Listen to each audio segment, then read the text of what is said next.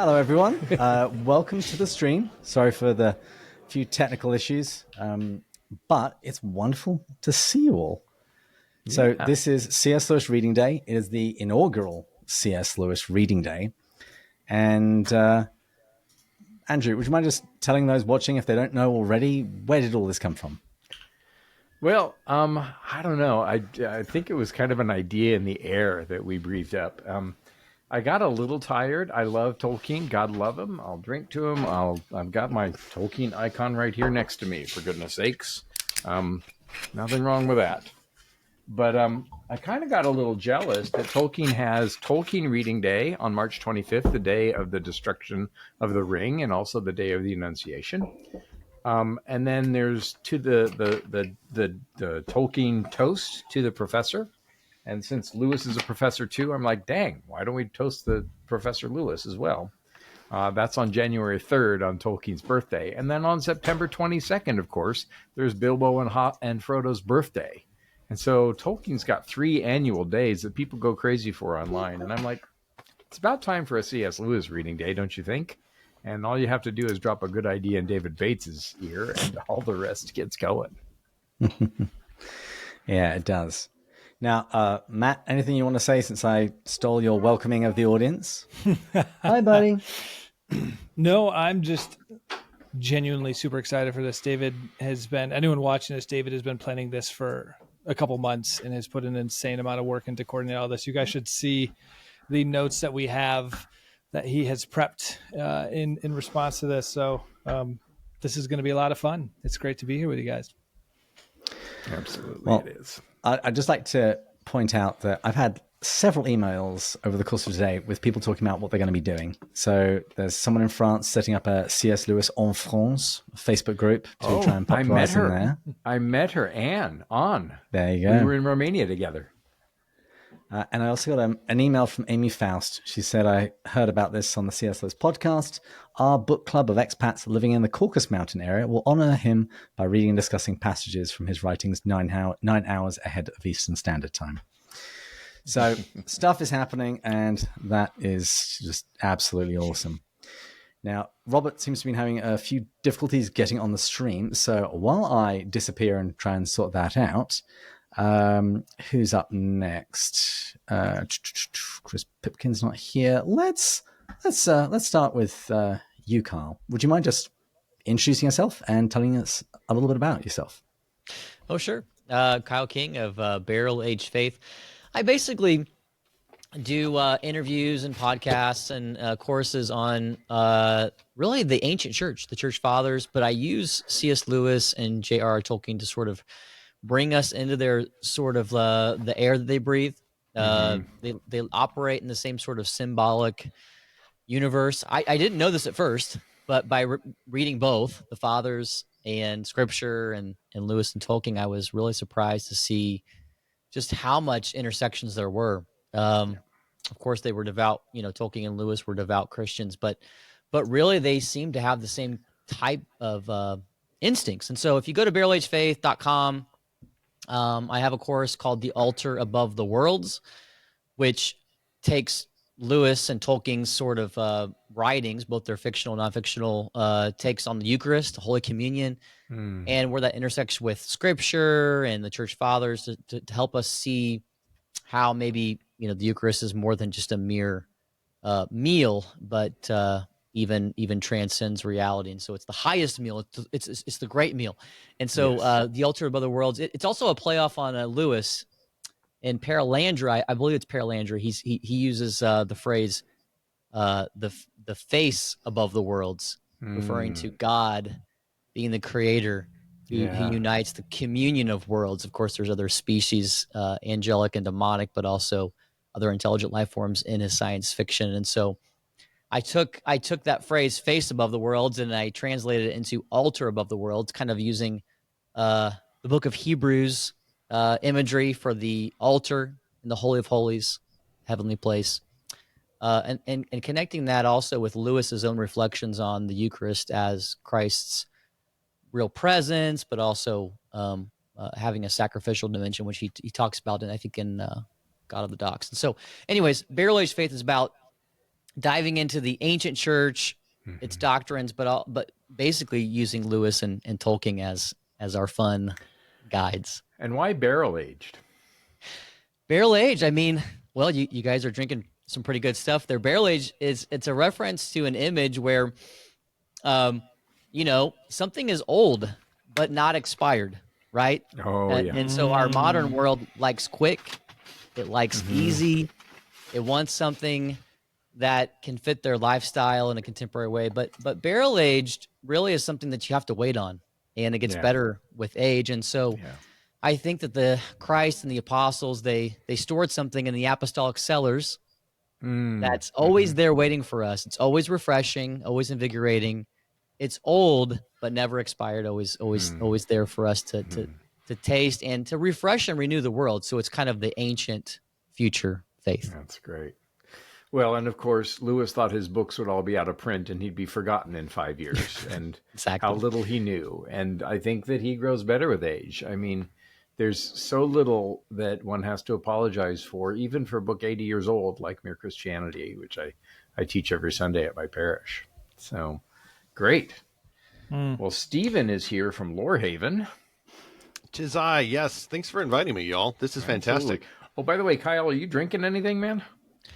Oh man, I if I do a late night stream, I normally do. Obviously not in the morning, but I just have coffee right now, so I feel kind of lame. Well, yeah, I got pints should with have Jack something. and Guinness and pints with Cat. Yes, so I'll be a respectable before long. So I'm drinking for There you. we go. What you got, Stephen? This here is a caramel mocha from a chain store around here called Dutch Bros. So there is no shot or anything especially special in this beverage, but it's mine.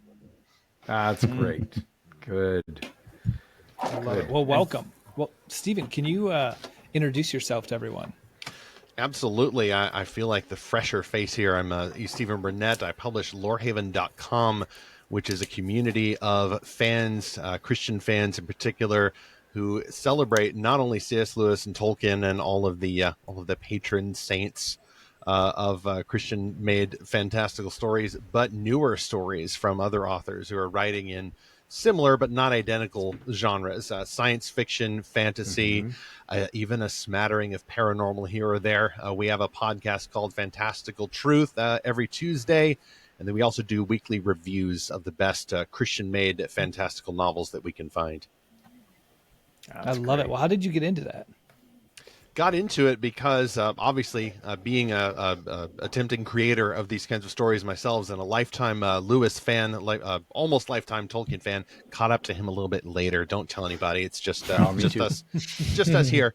But I also caught on early to some I would say more mainstream evangelical fiction, and then as I kept growing, while I appreciate those kinds of novels and will still defend them to some extent, there is a something about Lewis's fiction, which you all know, that I would like to not necessarily bottle up, but I would like to see more of that kind of sensibility, not just fine literature, but more of that transcendence, more of that creativity in Christian-made stories. So what we aim to do is find those that are coming closest to that, and then positively review them. We also have a Discord server called the Lorehaven Guild, in which we have monthly book quests, pushing, what was my last, it was either 200 or 300 heroes. I think it's getting close to 300 heroes there in the Lorehaven Guild Discord server. And then in January, we'll be doing our read-through of The Voyage of the Dawn Treader. My favorite.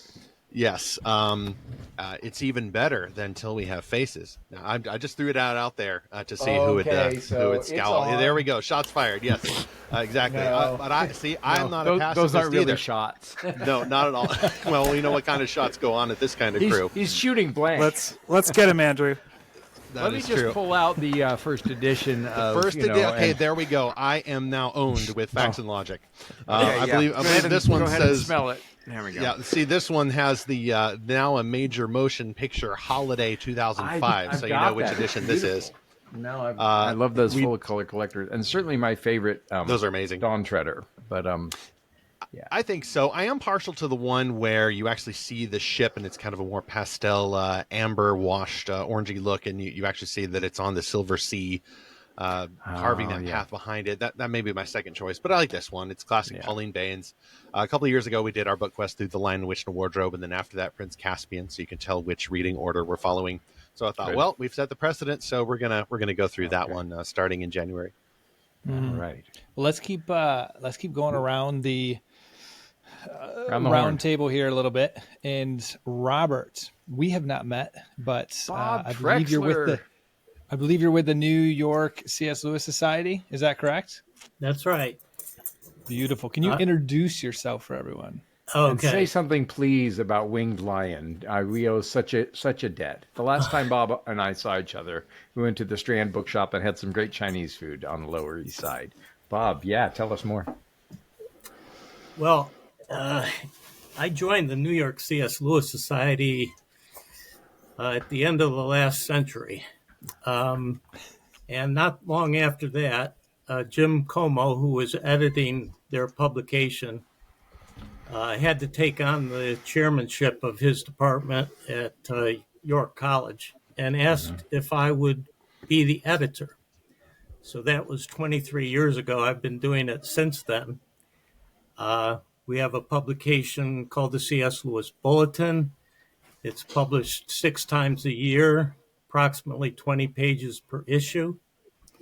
But as to the history of the society, it began in November of 1969. You can read about all the details on our website, www.nycslsociety.com. And Matt will surely drop a link. Oh, okay. Or David will, Matt. So I think we have a good quality feature articles. Probably a lot of people joining tonight have published there. We'd love to have more people submit. We have feature articles. We have book reviews. Among our very earliest members in 1970 included C.S. Lewis's brother Warney. Owen Barfield was a member. Pedigree. Clyde Kilby, Roger Lancel and Green, Oh my gosh. and then the previous generation of Lewis scholars, Peter Kreeft, Tom Howard, and we had many of the outstanding scholars through the years at various weekend events, and we've hosted Andrew's when we had live meetings. Andrew came. Michael Ward's first visit to the United States was to come to a New York meeting. Nice. Same with Jason from Finland. We were his first Leipo stop. Jarvi, yeah. So there's a lot of great memories there. One thing I wanted to promote to have more people write submit articles, but to do so, it's probably a good idea to be more familiar with the CSL bulletin. So we're doing a special for the next 24 hours, Ooh. $5 for in honor of Lewis's birthday. So if you go to the website, you look at the sign up form, you look for the payment option that says Happy Birthday, Jack, and you can subscribe for $5. I'm doing that right now. Focus, Seriously. Andrew. Focus. I'm focused, And- man. And Robert, you also very kindly offered to sponsor some books for the giveaway, because this is a good time to talk about Yes. that. So So, these are some of the books that people can win one of- today. One of our founding members is Joe James Como. So this is a hardcover, shrink wrap, new book. of his. It retailed for $22.95, but when Spence Publishing went out of business, I bought a case of them, so I've got a few on hand. So that there'll be two of those to give away. I don't know how you're going to divide them, if you are, between the East and West Coast. And then another book of James Como's, 33 reviews and essays on the life and work of C.S. Lewis. So those are the two giveaways. And then we have the special to sign up for the bulletin. Wonderful. And you wanted me to say something about Wing Lion Press. Well, I owe my pleasure of running a small press to being the editor of the C.S. Lewis bulletin, because people would submit things, and I got to kind of know the community of C.S. Lewis is international, and it's somewhat kind of an intimate crowd. Yeah, everybody David's got pretty one. much knows everybody. It is. And Bob, give us just a quick rundown of some of the Lewis titles that we have. I know that we got a crowd of guys and want to make sure to fit everybody in, but hit us up with some of the authors and some of the titles. I've got a bunch of your books on my shelf. Okay, I think we have about a dozen C.S. Lewis titles, and we have about the same amount of George MacDonald titles. George Great. MacDonald is kind of my favorite, even over Lewis. But Those we'll are let you fighting stay. words. We'll let you stay. He probably doesn't think enough about Till We Have Faces either. Kidding. So let's see. We've got 2 books. Yeah, 2 books by Como. His latest being Mystical Paralandra, that was published earlier this year. We have a study guide to the Great Divorce. Great Divorce. Yeah. C.S. Lewis goes to heaven and C.S. Lewis goes to hell. Yeah, and C.S. Lewis Goes to Hell by William O'Flaherty. Yeah. Let's see. We've got a book on the debate between Lewis and Barfield by Stephen Thorson. Yeah. Thorson, right. Let's see. I didn't prep myself very well. No, don't worry. I'm pulling it up. Yeah, Don't worry. We'll have links in the show. show notes. Oh, okay. Yes. Yeah. Will Voss and Oh, yes. so many others. We've got a half a dozen by Will Voss that are Joel excellent. Heck and Alan Snyder, who I was just in Romania with. Yeah, we Jim did a book launch Prothero there. just wrote a book last year that's excellent. Yeah, He's Will down with the Southern California C.S. Lewis Society. Yep, I just did something with them. Will Voss is one of our bestsellers, to get back to MacDonald, which is the subject, isn't it? Is the annotated version of Phantastes. That's probably our top seller.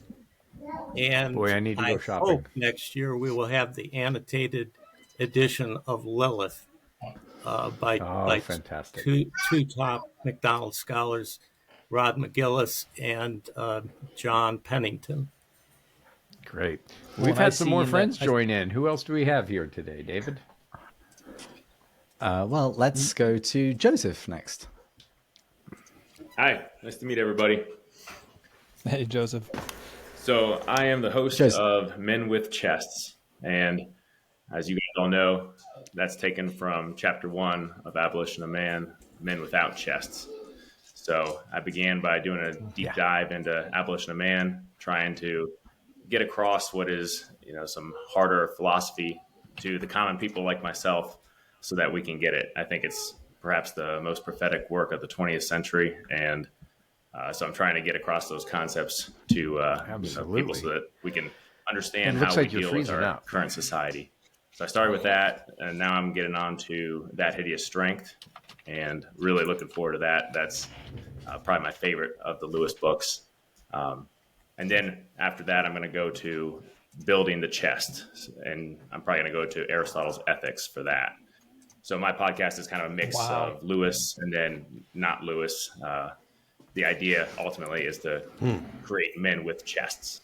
Oh wow! I want that, Andrew. Look at that. I'll sell That's it to better you. than that one hideous cover that doesn't make any sense. That one looks much better. Yeah, that's the rough outline of my show, and it's great to meet all you guys. I think the only one I have met so far is David. Yes. No, Joseph, I'm excited that you're on here, and I listened to the conversation between you and David, and I just love the vision that you have with the Men with Chess. So it's cool to be able to put a face to the name and to be able to meet you virtually. Yeah, you as well. Yeah. Well, let's keep going around and bring in Chris. So Chris with the Inklings Variety Hour. Chris Pipkin. Hey, buddy. Hey, how are y'all doing? Yourself. Oh, sorry. Good. Now that you're in the room. Ooh. I know. Yeah, so I'm the Inklings Variety Hour guy, basically. Father of four, husband of one. I write. I'm a professor, a medievalist. Actually, part of the reason that I became a medievalist was because of the work of Lewis and Tolkien, and I wanted to kind of follow them into the world that they knew so well. With in terms of the podcast, I've been following a lot of literary podcasts and enjoying them. While there were lots of literary podcasts about individual Inklings, lots of really excellent ones, such as Pints with Jack and others, and everybody else. I wanted one about the Inklings in general, and about kind of Inklings adjacent authors as well. And so I wanted a nice broad podcast that could cover like Charles Williams and Tolkien and Lewis kind of indiscriminately and with very little discipline, and couldn't find one, so I decided to do it. It's been fun. I started it with two other co-hosts who have since just had other life priorities that have taken them away from the podcast, have really enjoyed kind of trying to hit that sweet spot between substantial scholarly discussion of the Inklings and morning radio talk show. So I feel like mission accomplished for the most part. You're hitting it. I sure had a great time on there with you. Oh man, yeah, it was so great to have Andrew on to talk Till We Have Faces. We did like 12 episodes on Till We Have, not just with Andrew, but he came on once or twice for Till We Have Faces. David came on for Voyage of the Dawn Treader, and both were just so much fun. I feel left out here, Chris. Please come on, Matt. I am always trying to I'm constantly trying to bring people in to host with me. So any of you are welcome anytime to come on the Variety Hour. Chris, I've been listening to your show lately. I love the stuff on Charles Williams since he's sweet. Forgotten. Yeah, it's been great. I've been just going through all those episodes. I love it. Oh, that's so good to hear. Thanks so much. It always shocks me when I hear from people who are actually listening. I'm like, oh my gosh, this isn't just something I'm making for myself. If you're a podcaster and you also think this, please raise your hand. Literally, I'm constantly shocked. Hey, Chris, if you haven't gotten a hold of Paul Fittis yet at Oxford University, he's got that new book on Charles Williams. It's $170 or something. I mean, it's a ridiculous academic press book, but he was one of the keynotes at the Romania C.S. Lewis and Kindred Spirits conference. He came in, but he did it live via Zoom, and he's super friendly. Is that why your beard is like that? No. Is it a Romanian priest thing? No, it's not. I'm just trying to hide I love my it. collar. I am so envious of that beard. Yeah. Very cool. How doing was some great work on Williams? How was Yosh, by the way? Yosh was fantastic. Go ahead. Sorry. It was amazing, and Denise Vasiliou and her family do an incredible job. I recommend it to anyone who can go. But we got a lot of friends on this podcast, on this live stream, so we need to keep going around the horn. No worries.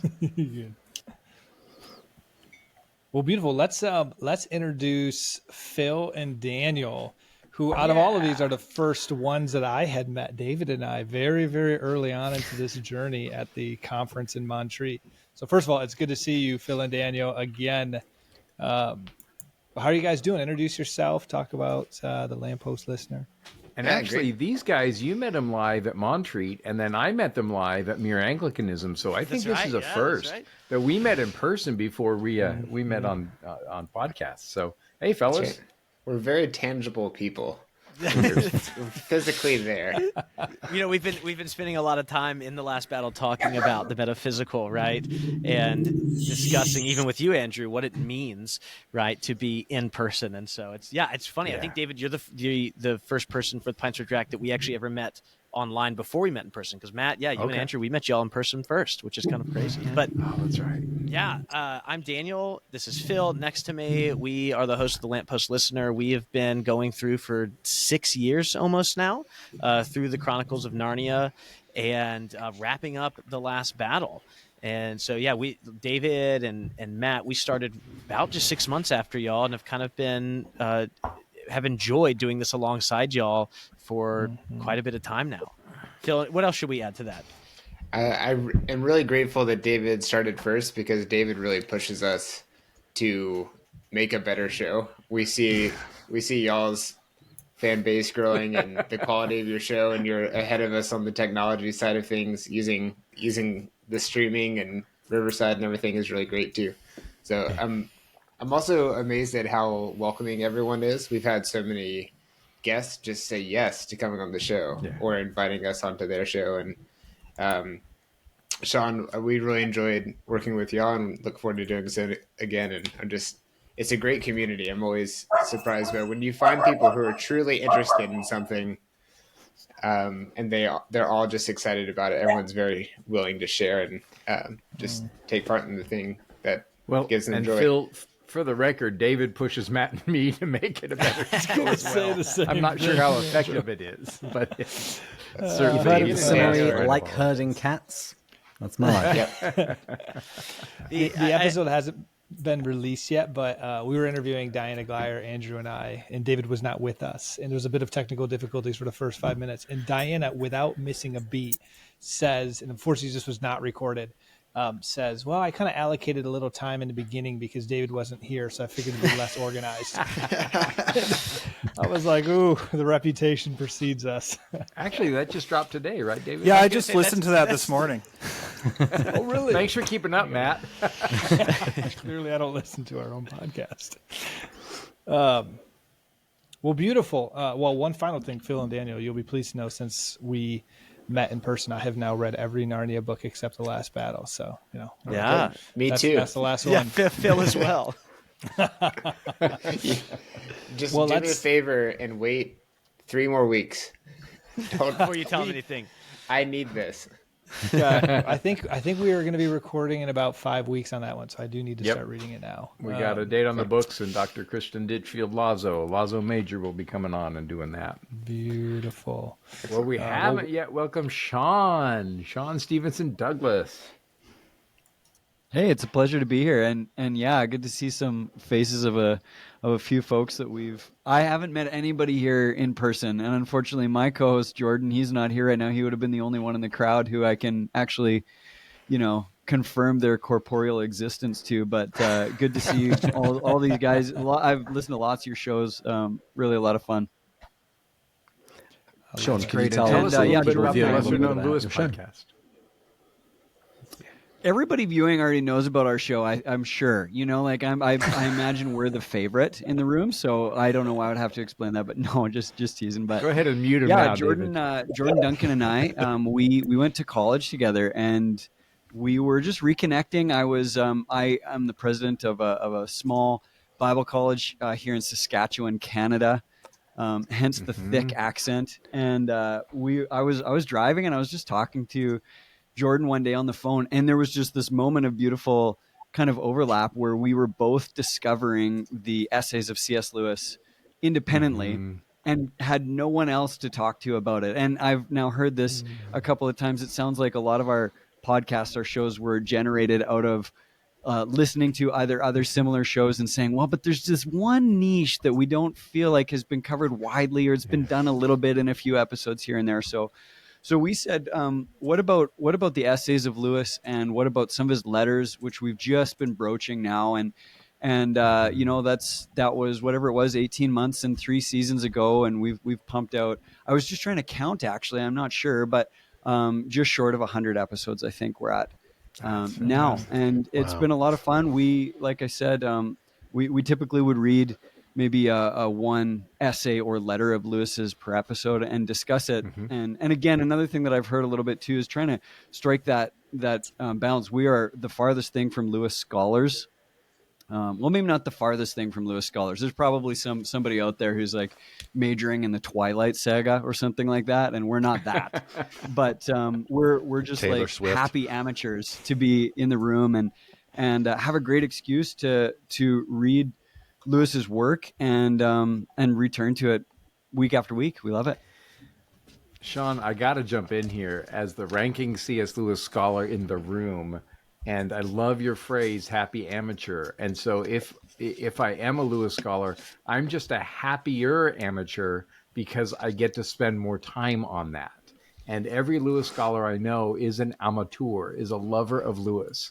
And to be able to incorporate that at all into our professional or our ministerial life is just a joy. And I'm so looking forward to coming on. We're going to do Myth Became Fact in a couple of weeks. Is that right? That's absolutely right. Yep. The season that we're working through right now is just all of C.S. Lewis's perspective on myth and fiction and poetry and whatnot. So I'm really looking forward to having you, Andrew. It'll be great. Oh, that'd be wonderful. And Jordan Duncan is in the chat, and he says it's 62 episodes. Oh, of course he is. Jordan is the real brains. I was like, Jordan, you should want me. He's in the chat, but he's not in the conversation. What's wrong with this guy? Hey, Chris, you just popped somebody up. Who you got there? And I want to know what the rest of y'all are drinking. I mean, I'm two-fisting it here. I want to know what you all are drinking. Yeah, so this is Arthur Edmund Pipkin. He is 6 months old. Hi. But yeah, he's a pretty sociable guy, so I thought I'd let him hang out. I love it. Just on the drinking front, I am drinking Vat 69, which Walter Hooper went and got for Lewis. At one point, this is my last bottle that I brought back from England several years ago. Oh, wow. So, you're good health. Yes. I'm going We should drink Macallan to 12 Jack, sherry everybody. cask. What are you drinking, Matt? Let's just go around the other drinks, and then we'll do a toast. Okay. I'm drinking Lagavulin 16 and a pint of Guinness, both in pints with Jack glasses. The only way. Matt? I'm Macallan 12, the sherry cask. Okay, call on somebody now, Matt. Well, Kyle, what are you drinking? I'm drinking coffee. Awesome. Yeah, it's funny. I drink good bourbon and beer and all sorts of things on late night shows, but I have coffee right now. I feel kind of lame. Sorry. Great. Call somebody out, Kyle. Joseph, how about you? I've got some Jameson Black Barrel Irish whiskey in honor of Jim. Normally, I'm a bourbon guy. Jack would have been a Bushmills guy, right? Is I it should have Jameson did for the South? Bushmills. I just went with the Irish thing, you know. There you go. Sounds like something I'd Call say. somebody out, Joseph. Phil. Yeah, I'm drinking a lemon lime Waterloo. This is 12 ounces. David, that's about 355 milliliters. Thank you. It's good to know. It's good to know that the designated driver of the Lamppost listener is exact and accommodating to people from other parts of the world. He calls them Mills, I think. This is actually this is true that he is the designated driver for the show. I'm actually at work right now. My wife's at home with the 2 kids, so I decided to do this from here. So no alcohol for me. I'm just drinking some black tea, but I have some Eagle Rare whiskey when I get home to pour out in honor of Jack. So what kind of black just 30 tea? minutes or so from now. What kind of black This tea? is awful. It is the black tea because there's all of the things in our faculty lounge here at the school I work at. Everything's shut down because here on the East Coast it's 7:30. So this is out of a Keurig, which is not good black tea. It was just I wanted something with some caffeine. But Yep. everything else is It's closed. plastic. I'm probably one of the. There's Destroy only the earth. probably You can 2 or mute 3 him other now, David. faculty members. Okay. How about you, Bob? What are you drinking? I'm not drinking. Oh man. Sorry. Is there We'll anyone drink else that's for got you. anything interesting before we cheers? I've Steven's just got also a drinking, slight. I finished some- it. I totally Yeah, forgot about I this fin- tradition, but I I was finished it. I was drinking my they call it Turkish chai, my Turkish tea out of my tulip shaped glass is what I like to have in the evening. Nice. I Well, just I think I want to know what the baby's drinking. Mainly know what mainly the milk. baby's drinking. You know, Yeah. Shocker. some formula. He's surprisingly versatile in terms of milk versus formula. So Well, I think that we too can toast to the professor because Jack was made a professor in 1954, 55. And so on his birthday, to Jack. To Jack. Jack. Jack. Jack. Okay, this is a good pivot point. Now, in the agenda, I had everybody sort of drop off and join, and everybody came, and Riverside didn't crash. So that's awesome. So thank you all for being here. Great. I want to give away some So I don't have books. to leave.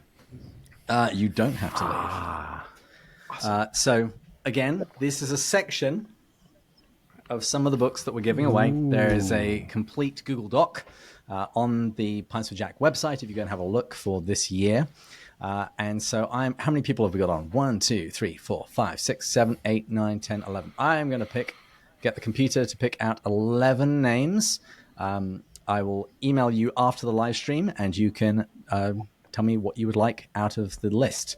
So the 11 names are Robert Smith, Dave Bunch, Daniel Seaman, Joelle Lowe, Susan Everett, Christina Paustian, John Magnotti.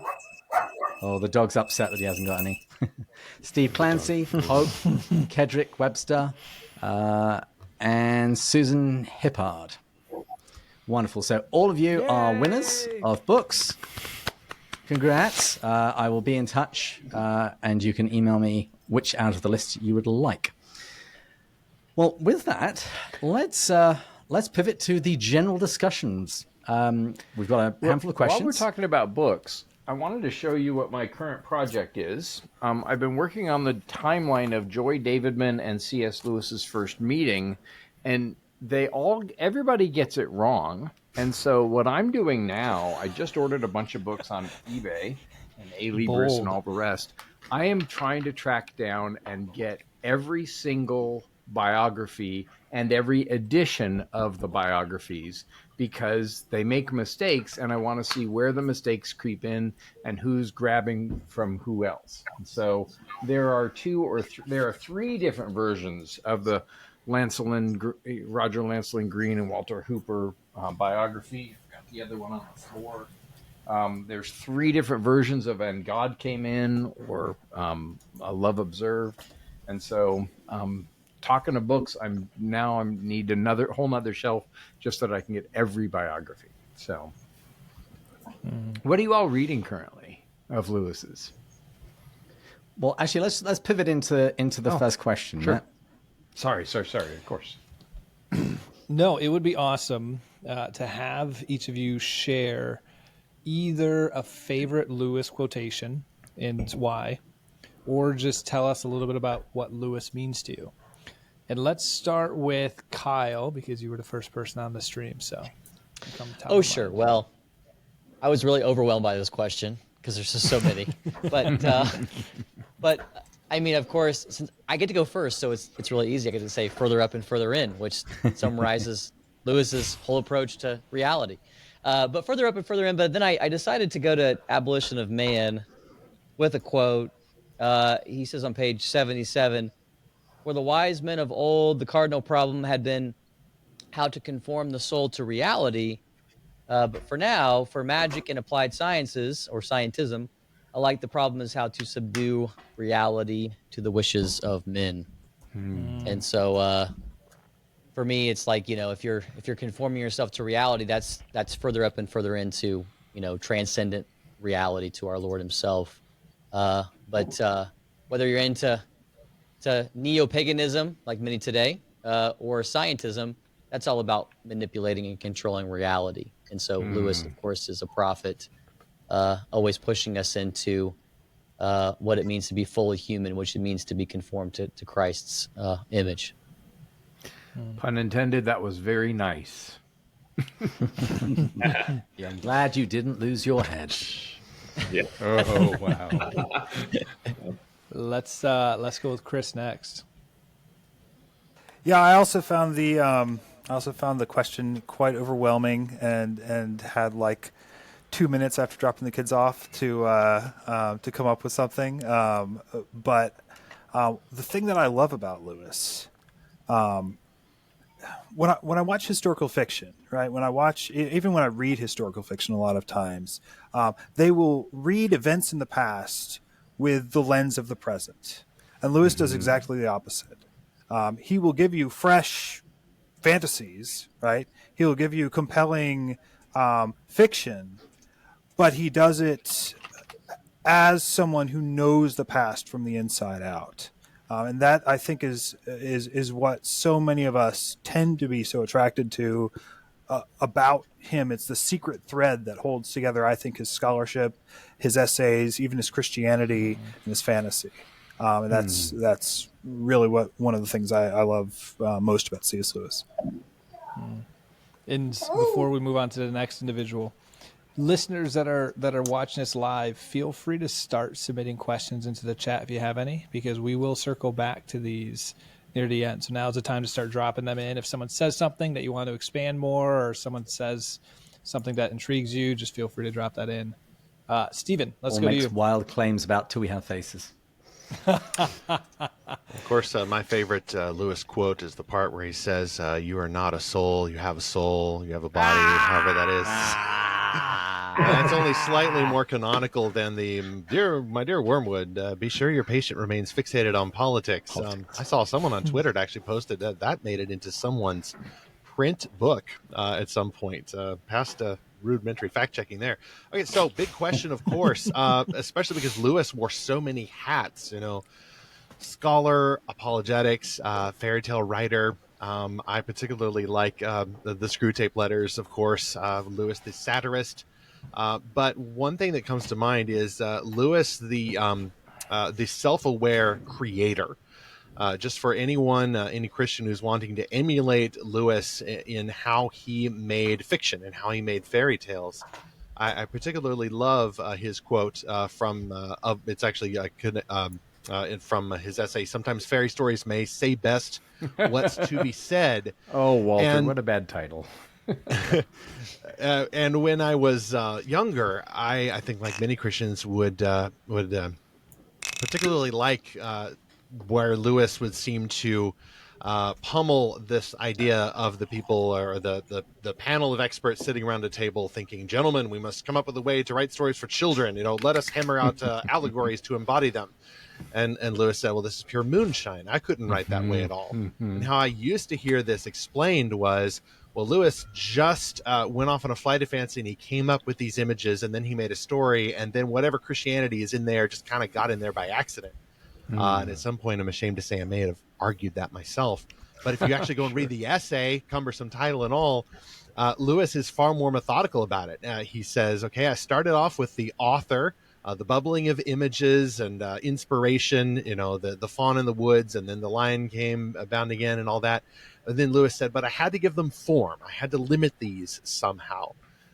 So they had to have a particular genre. So I settled on the fairy tale with its brevity, and it seemed the ideal form for the stuff I had to say. And then Lewis does say, and I was shocked about this, that after these first two stages, as he defines them, then comes the man or the citizen. Like Lewis now comes along and says, okay, I've got the imagination, now I've got the form. Now what purpose is this going to have? And then Lewis says, okay, so I started thinking, this is the part where he's thinking, okay, maybe I do need to say something about Christianity to children. I need to sneak past those watchful dragons and the Sunday school associations. And so I discovered that the place where a lot of Christian creators start is where Lewis finished. Like he only put that on top once he'd already finished with the bubbling of images and the form. So that really helps me, and I think it helps many other creators looking at how Lewis did it rather than just trying to copy how he did it without understanding the how and the why. I love that. Before we go to Sean, I've got to say I've been enjoying William O'Flaherty's comments in the comment box.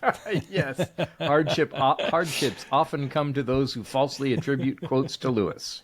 Oh, my thanks to Mr. Flaherty. Yes, he's good at myth busting those. I hope we cancel the guy who came up with that fixation on politics quote in particular. Yeah, I just tagged him in a questionable post today. Who's next? Sean. Sure, yeah.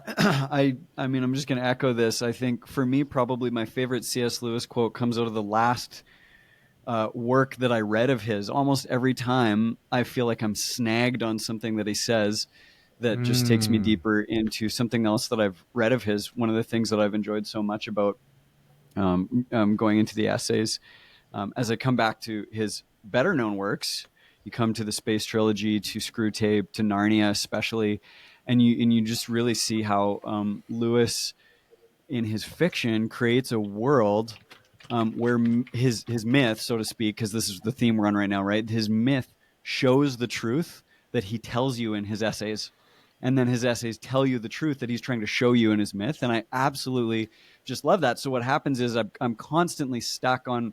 I'm just whatever I most recently read, but I want to actually respond to Chris a little bit because my other comment was exactly that Lewis he breaks us out of, what does he call it, chronological snobbery, I think somewhere, of that idea that whatever the modern ideas, the contemporary ideas, must be somehow more progressed than the ancient one. And so I was reviewing on Living on an Atomic Age, which is my at least current favorite essay of his for a number of different reasons. But he says right at the top of the essay, after he just dismantles the idea that we're living in a unique time because we're facing an existential threat, he says, this is normal humanity, guys. This is normal humanity. And I love that Lewis does that. And that's why I continue to get my students to read him, because he does it so flawlessly. But he says, do not let us begin by exaggerating the novelty of our situation, and then just goes in to describe how utterly dangerous living in this world as a human being has been in every century. And so just really, really appreciate that. And from fiction, I'll throw this out too. So now I'm cheating. I'm giving you 3 or 4 answers, but from fiction, and because it's not a lesser known quote either, it's the famous Reepicheep one, where Reepicheep is just talking about perseverance and grit. And Joseph, that Men with Chests, that project that you are on, I'm going to have to start to listen to your podcast. I haven't listened to it yet. I'm glad to be exposed to it tonight. But this, for me, really sums up a piece of that I strive for and pray for with the emerging generation, is that this kind of same pursuit and grip that Reepicheep has, where he says, while I can, I sail east in the dawn treader. When she fails me, I paddle east in my coracle. When she sinks, I shall swim east with my 4 paws. And when I can swim no longer, if I've not reached Aslan's country or shot over the edge of the world into some vast cataract, I shall sink with my nose to the sunrise. Again, I know it's just a common one, well worn, but it's well worn for a good reason. Yes. Yes. Cheers to I love that for sure. Yes. Robert, how about yourself? Oh, I'll pass. All right. Joseph. Yeah, so each episode I end with a quote from chapter 1 of The Abolition of Man. And that's got to be my go-to here. And the quote is, as a king governs by his executive, so reason and man must rule the mere appetites by means of the spirited element. The chest, magnanimity, sentiment, these are the indispensable liaison officers between cerebral man and visceral man. It may even be said that it is by this middle element that man is man, for by his intellect he is mere spirit, and by his appetite mere animal. And Kyle, we're going to have to do an episode together, because what you're talking about was exactly the kind of stuff that, I think Abolition of Man is so good at explaining, how you have that well-ordered soul working properly. So that's my favorite quote, and that's why I end each episode with it. And I leave out the part where he mentions Alanus, the medieval French theologian, simply because I know no one knows who Alanus is. So any fact checkers out there, William O'Flaherty, that's why he's out. By the way, Mary Margaret is on the YouTube, and she is drinking sparkling rosé. So if you don't know, Mary Margaret is Matt's new girlfriend. So I'm cheersing to her right now. Cheers to Mary Margaret. David, you're muted if you're trying to talk, David. David Yes, Bates, you're muted. You're muted. Oh, he's saying that Andrew is actually right. No, I'm not. We have faces. Shush. No. I said everybody wave at Mary Margaret. And Mary Margaret, would you mind letting us know if anything has arrived at your office recently? Because Andrew and I sent you a present. We Did you really? but then it got canceled, and then it's resent, so it's coming. Okay. Look out for a present. Yes. I did not know this. You guys are You don't need to upstaging me know. already. Yeah. We weren't sending it to you. Yeah. How about someone from the Lamppost listener? And you are allowed can to quote something other than Narnia. Well, I want to quote Narnia because I was thinking when there's so many people here, I'd like to quote something a little bit shorter as well too. And anyone who's been following us this season knows that I've talked a lot. Sean and Jordan know this especially. I've been going back, reading a lot about talking about bicycles, which is this wonderful essay. Yeah, Andrew and I, we talked about this because you were taking it with you to your re-enchantment conference, right? Well, and it was because of your comment that I based my whole talk on that essay. And so I'll be looking for the check in the mail. That's wonderful to hear. keep looking. So one of the things that we're focused on is particularly for Phil and I as we look at this transcendent truth that we find in classic works of children's literature.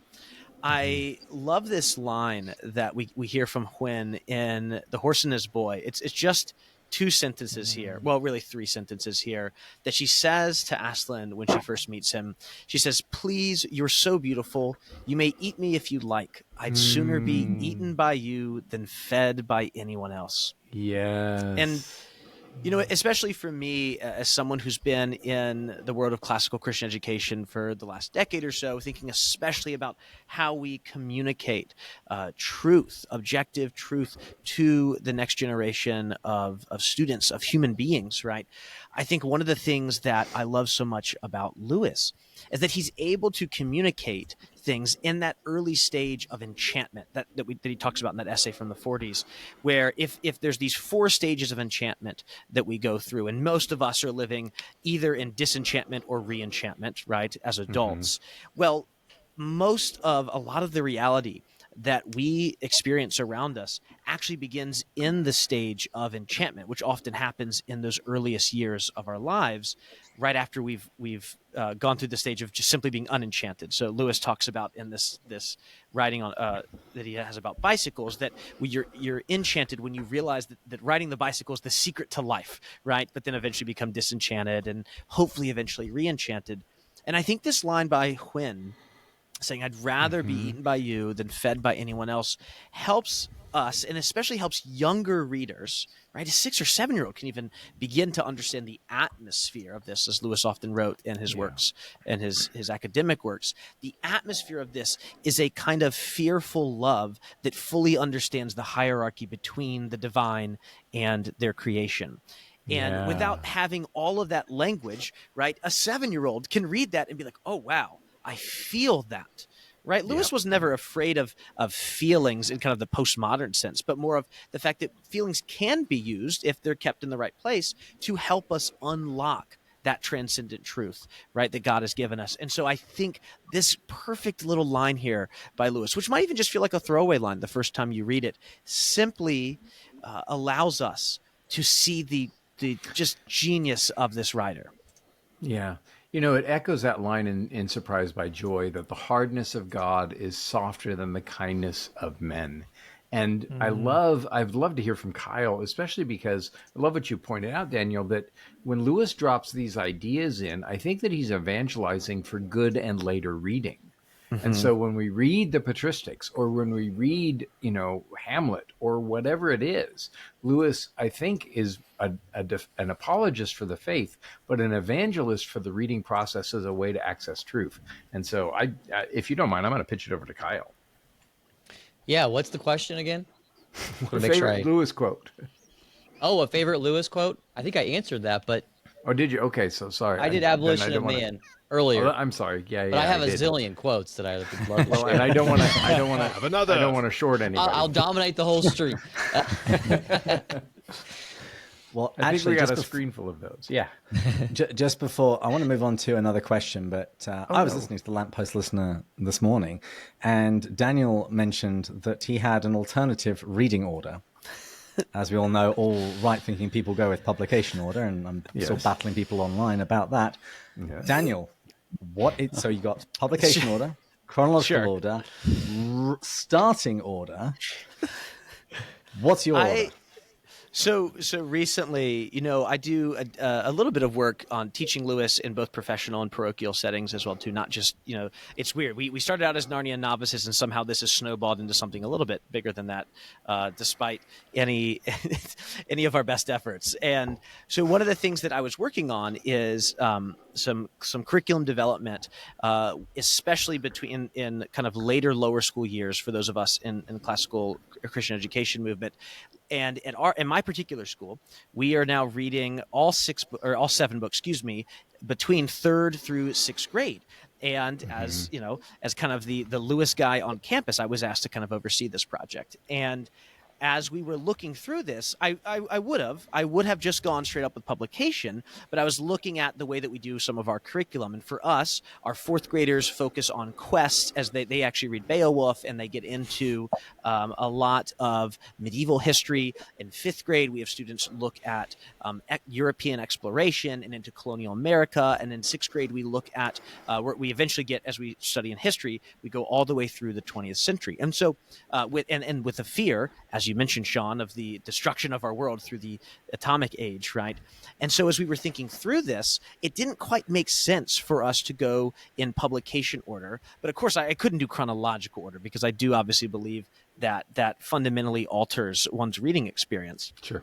And so what we actually came up with, I'll say 2 things real quick. The first is that I feel a little bit less strong about this issue than I once did. If you go back and listen, 5-6 years ago to the early episodes of the show, we said it had to be done this way. And while I do think that reading in publication order is the best way to read it, I kind of, at this point, in my old age, I've just waned a little bit and find myself more taking the side of, well, as long as you don't read Magician's Nephew first, and as long as you don't read, as long as you read Last Battle last, you'll probably be okay. But what we've done is we've actually paired off each of the books. So we have our 3rd graders reading The Lion, the Witch, and the Wardrobe as the entry point to the series, and then actually reading The Magician's Nephew. So going right into the prequel right after that. We then pick it up in 4th grade as students are reading about medieval history, and we see some of the Arabian Nights come into The Horse and His Boy. We actually read The Horse and His Boy 3rd. So they see the kings and queens of Narnia before they've actually returned to Narnia.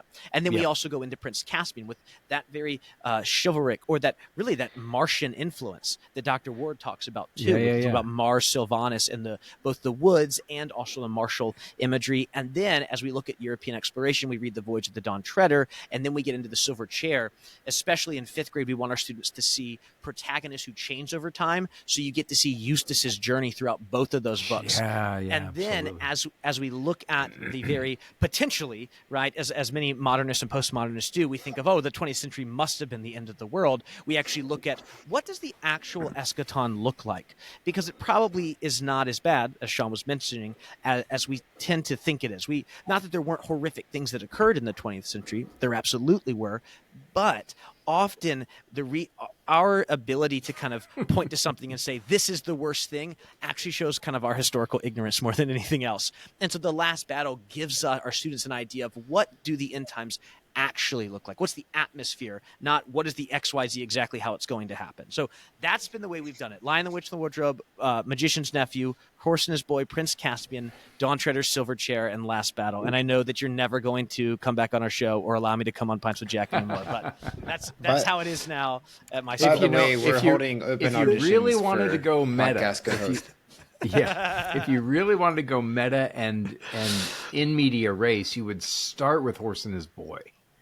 And then Magician's Nephew was composed last, finished. That's right. So that might be Well, let's whip around the room real quick. I know we have a room full of podcasters, so I'm going to ask for one-word answers or one-title answers.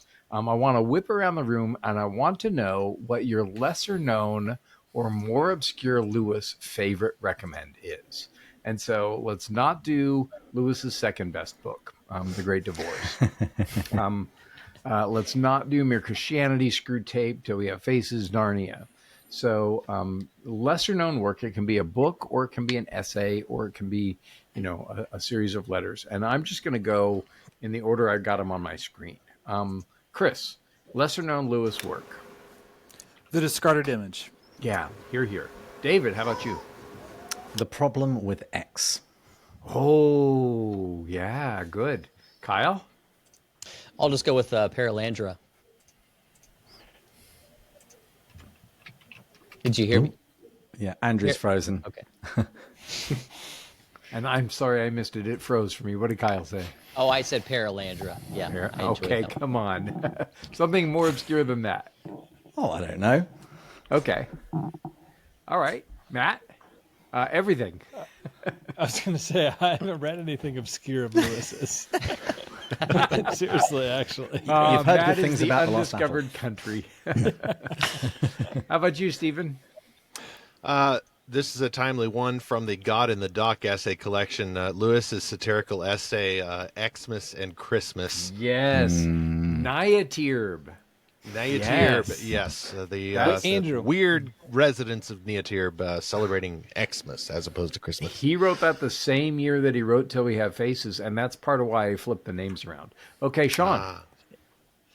I already said On Living in an Atomic Age, but I will just say Great. that we refer back on our show to the essay Membership, probably Yes. more than any other single essay. Good. All right. Is that the same thing as In a Ring? No, it Just comes the name. next. Oh, But it's not. okay. Bob, how Well, I'll about say you? In A a lesser Ring. known Lewis book.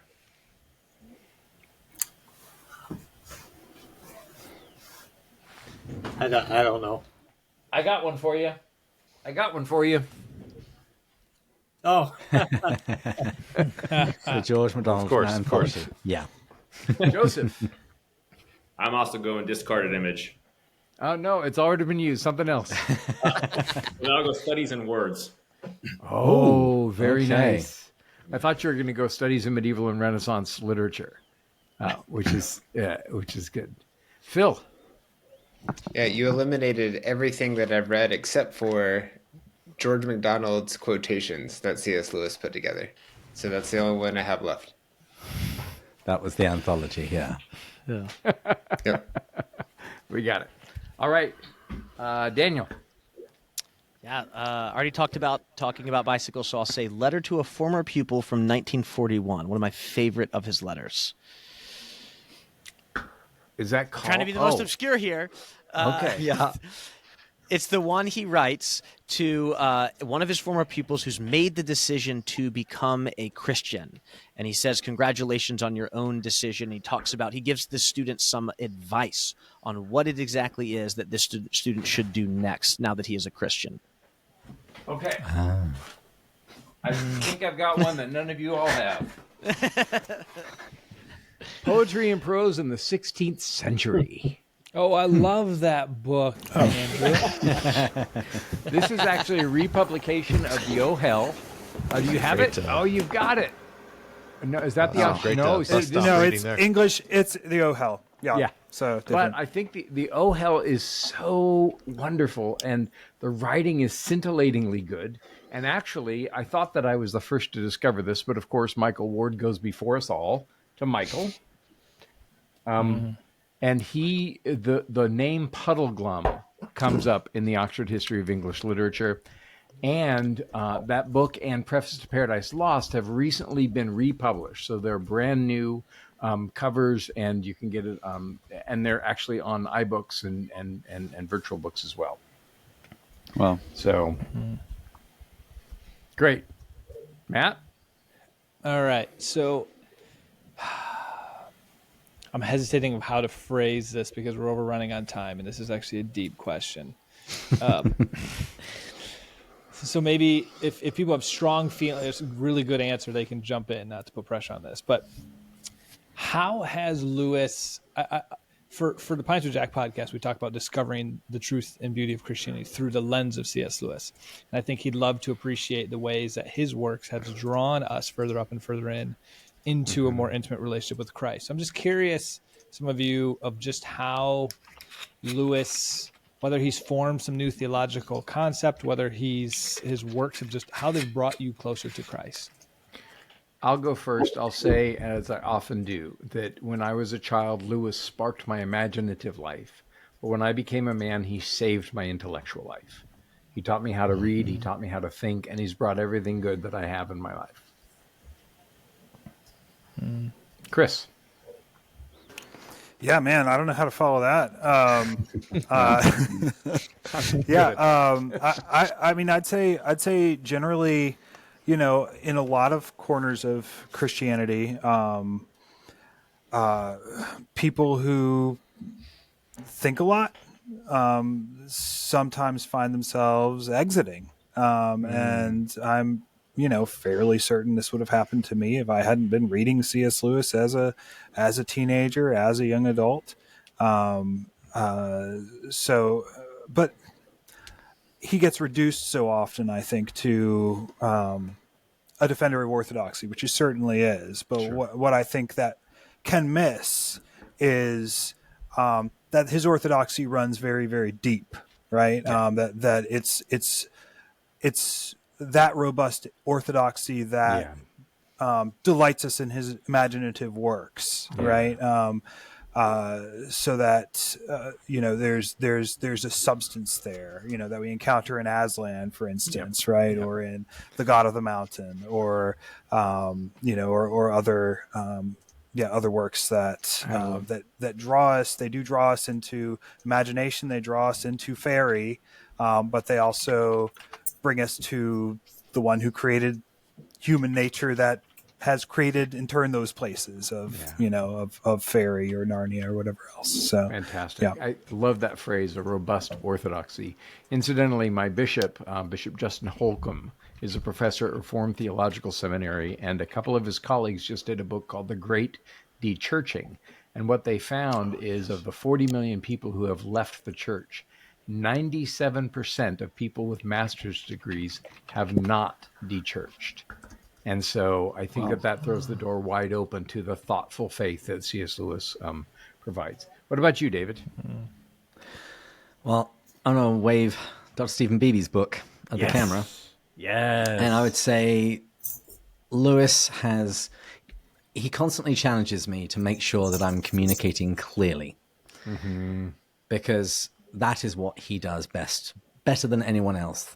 And that communication both involves communicating information, but also in a way that doesn't just feed your mind, but feeds your imagination.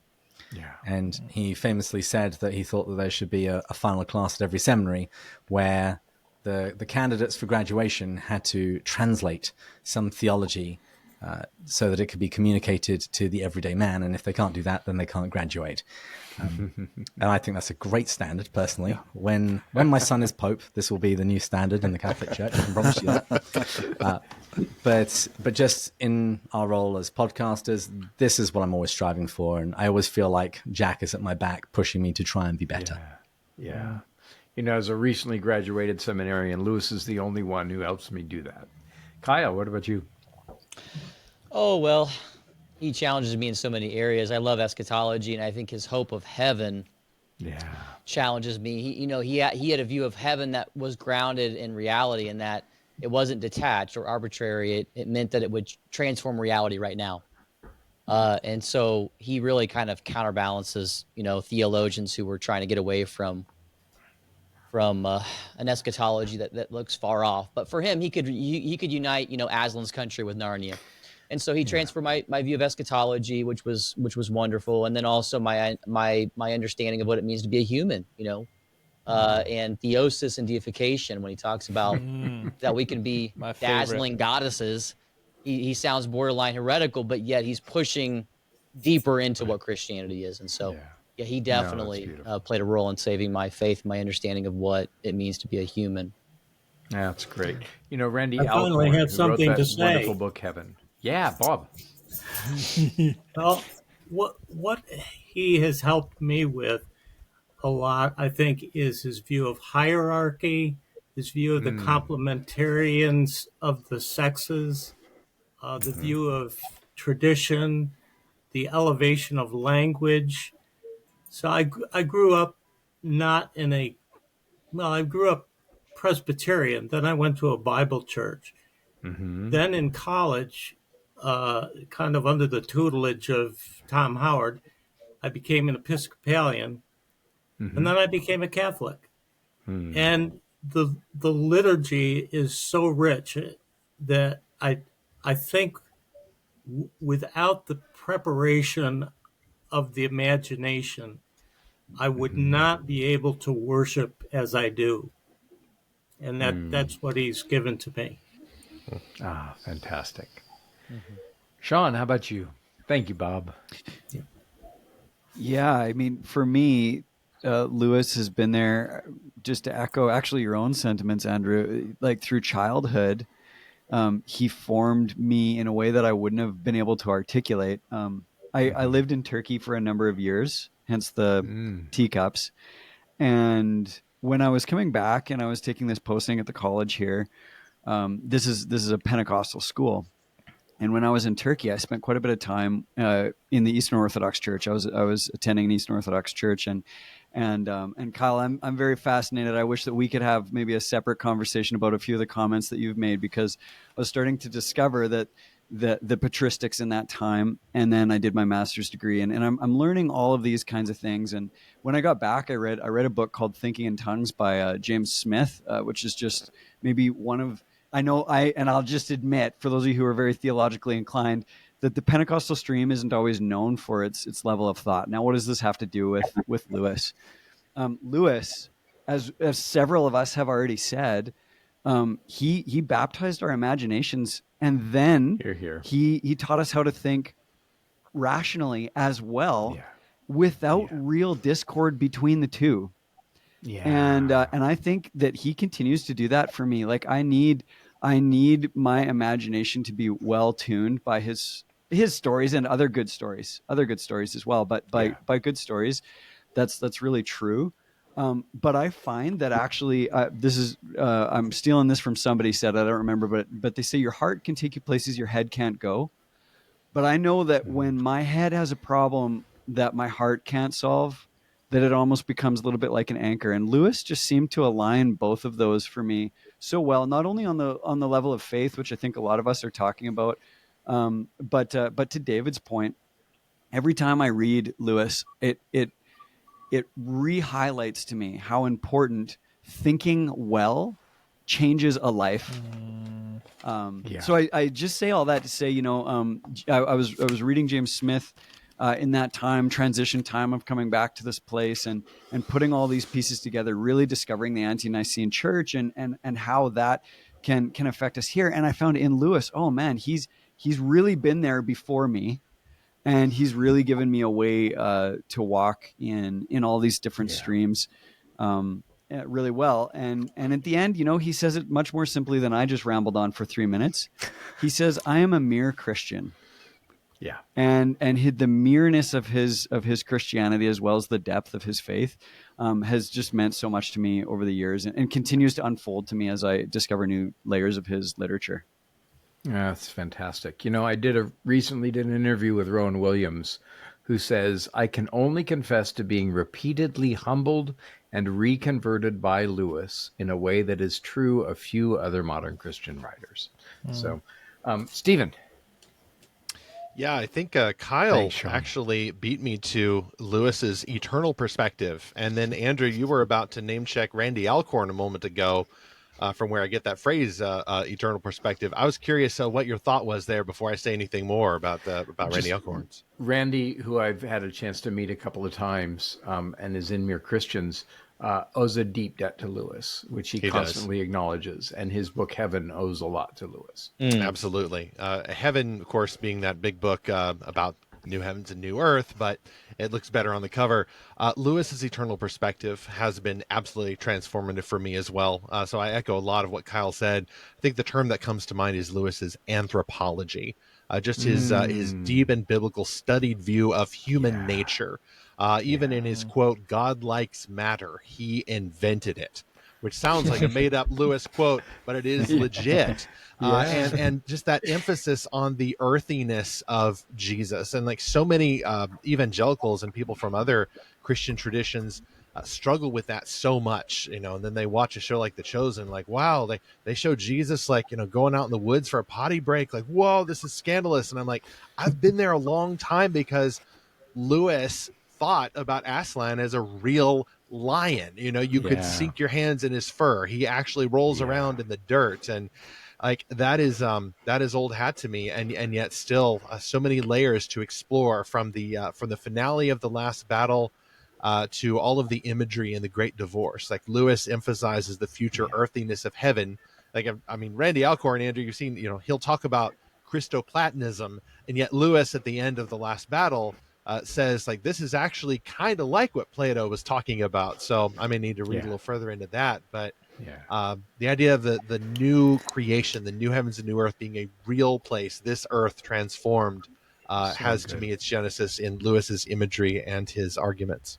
So good. By the way, I want to shout out Yaakov Weinstein, Hebraic Inkling, who mentions transposition in the comments on YouTube, and he's here with us. Phil, want to hear from you. Yeah, I definitely think that reading Mere Christianity had a massive impact on my faith, especially at a critical time in college. And then I think the Silver Chair also gave me a way to think about different temptations, and that kind of hating being under the control of some sin. So there have been a lot of really powerful moments from both his fiction and nonfiction work that have been instrumental in my faith. Well, and I think that ongoing reading of Lewis has that ongoing effect. I find myself constantly, he's constantly fresh. So, Joseph, how about you to finish this off? Yeah, so the anthropology point that Stephen brought up, very similar. Lewis recognizes the importance of both the body and the soul, and then his understanding of the tripartite soul. So that this idea that we are to have a robust faith that includes both our intellect and our heart, that union between the head and the heart. And then, since that's already kind of been said, to go off that, hope as a virtue and what we are hoping in, that is something that also includes body and soul. So we don't think of hope as a virtue much anymore, at least in the Protestant tradition. And that's a great loss. So hope as a virtue is been such a help that I've learned from Lewis.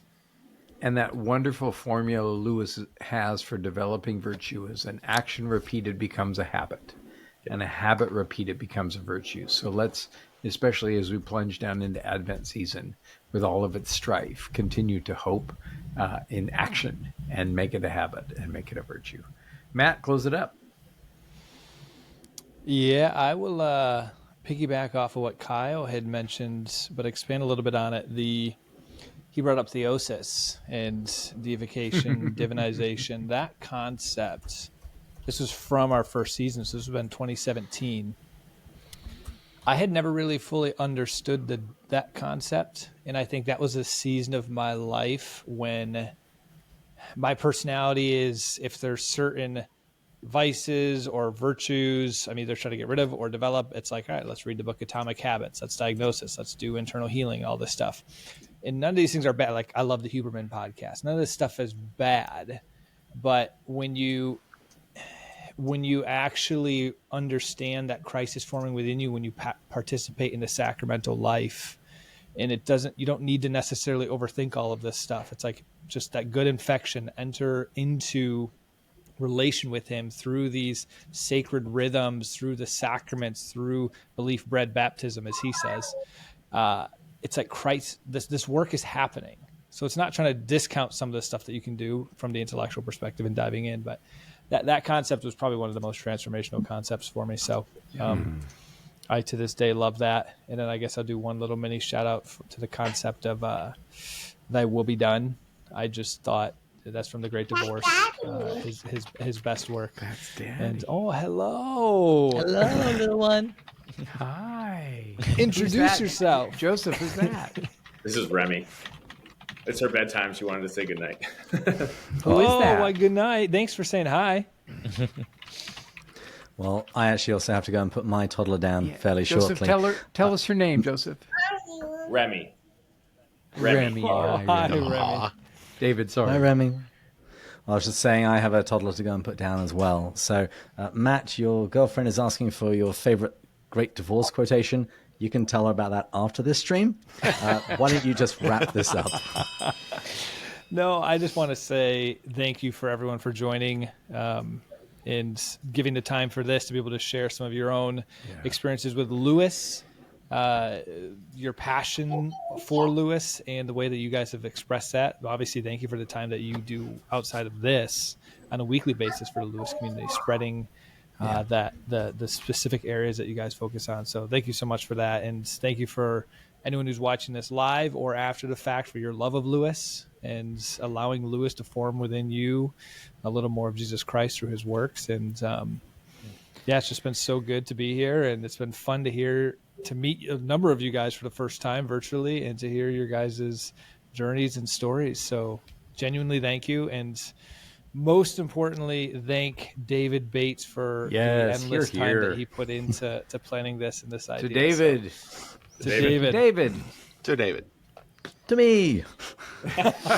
Fellas, I wish I could have all of you all and your families over and cook you a big meal. And if we don't do that before heaven, let's in heaven we'll go to the Eagle and Child or somewhere and hang out there. But if we get a chance to meet before then.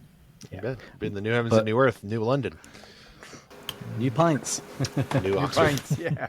And hopefully next year when we'll have the second C.S. Lewis reading day. Yes. Let's do it. Can we go further up? And further in. Further in. Cheers. Cheers. Cheers. Cheers. And the blessing of the Almighty God be upon you all forever. Amen. Amen. Amen. Amen.